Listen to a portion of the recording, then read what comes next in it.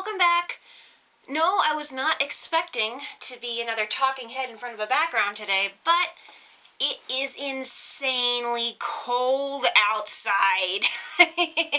When I woke up this morning, it was about 6 or 7 degrees. That's Fahrenheit, folks. Now, I know those of you who live in like Minnesota or upstate New York or anywhere north of us, you're probably laughing at me right now, but single digits in this part of eastern Utah, it is cold. It's about as cold as it gets. Today I'm going to be doing a comic book review or a comic book series review. I found it at the local library. I was not able to check it out, but I was able to read the whole thing, and I really enjoyed it. It was the Return of the Jedi Infinities comic series. It is 4 volumes, and it is a comic series looking at a what if in Star Wars. And Return of the Jedi is what if one little thing led to a chain reaction that changed a whole lot of things about the outcome of Return of the Jedi. The catalyst for these events is what if 3PO was damaged when Jabba knocked him over, and then they were without a translator for the rest of the time. So yeah, they didn't have a translator from that time out, and that changed a whole bunch of things about Return of the Jedi. You have been warned. This is your only warning. If you have not read the comic series yet and want to and don't want to be spoiled, stop right here, go out and read it, and then come back and see my review. It ends, thanks to this chain of reactions, Return of the Jedi Infinities ends with Han being permanently blind, both Luke and Leia facing down Vader, the Emperor getting away, and Vader surviving and joining the rebellion.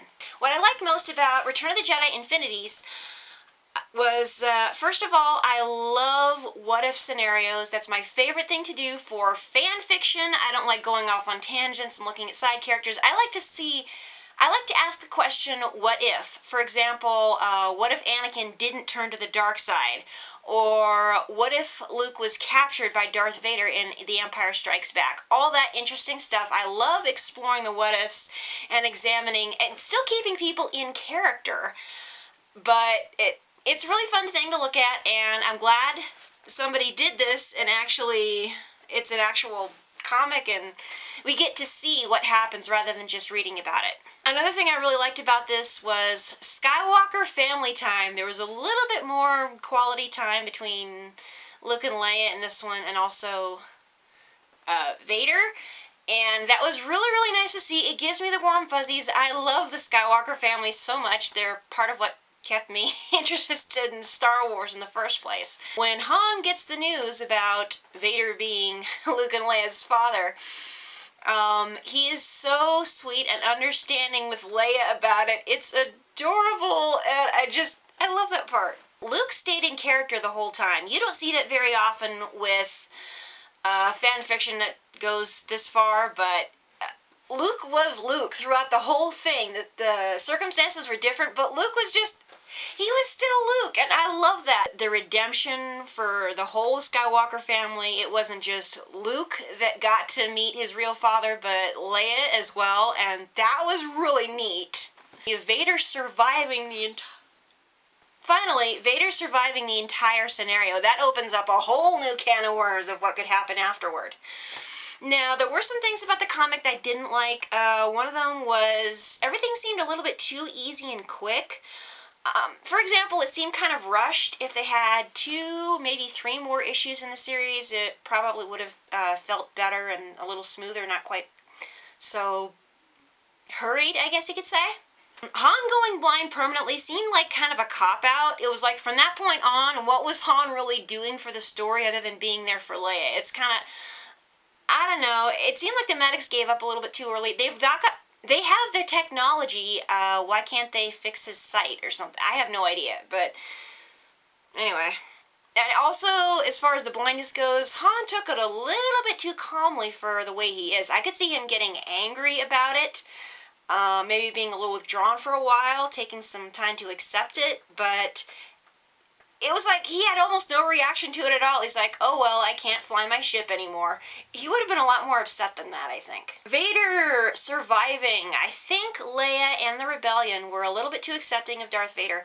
Even though he technically wasn't Darth Vader anymore, and Anakin Skywalker had returned, and he's a good guy now, and he saved their lives and everything, that does not erase all the things that Anakin did as Darth Vader, and one way or another there still have to be consequences for his actions. I really don't think they would just let him join the rebellion and let him just like, okay, you're part of us now, we completely trust you even after everything you've done.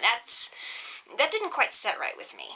Vader kept the armor. At the very end, you see him in all white, signifying that he's a good guy now, but in every other book that's particularly Dark Lord by James Luceno and several others, Vader hates that armor. He feels it makes him weaker.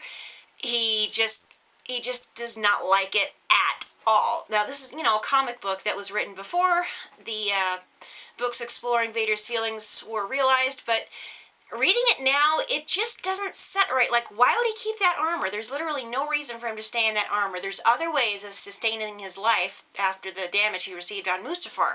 And also, the rebellion is pretty much broke, so I really don't think they could afford the technology to keep up Darth Vader's suit. To my way of thinking, they would have to find some way to get him out of it and yet still sustain his life. So, there's that. It had a cliffhanger ending. I mean, it ends with, okay, the second Death Star's been destroyed, but Palpatine got away. The war can't end until... the snake won't die until the head's cut off. Now, for those of you who like snakes, I apologize for that analogy, but... it's just, wait a minute, we're not done yet, we need to finish this, so, gosh, I want to see a resolution to that storyline now. They can't just leave us hanging like that, that's not fair. In conclusion, I would say I really loved the story, even the alternate story that was put forth in Return of the Jedi Infinities. I like how quickly everything went to sort of Mustafar. I mean, 3PO wasn't around anymore to translate for the Ewoks, so they couldn't really have them as allies. And people were dropping like flies, and even with the more difficult circumstances that the rebellion faced, I love the fact that they were still able to overcome it and destroy the second Death Star. The entire comic series kept the spirit of Star Wars alive, which is family, force, and ultimately redemption. So there you go, guys. That's the Clumsy Jedi's review of the Return of the Jedi Infinities comics. I hope you enjoyed it. Question of the day. Have you ever read the Infinities comics, and what did you think of them? Go ahead and post a comment. I apologize for not being articulate this time, but this was sort of a last minute thing. The location change, and also it's being so dang cold is distracting me. The heater vent does not reach very well up here, and it's consistently 5 to 10 degrees colder up here than it is down in, say, the living room or the kitchen, and it's driving me absolutely bonkers. But enough about that. I'll see everybody tomorrow, and until then, this is the Clumsy Jedi signing off. Bye, guys! And besides, nobody likes a clumsy Jedi. Clumsy?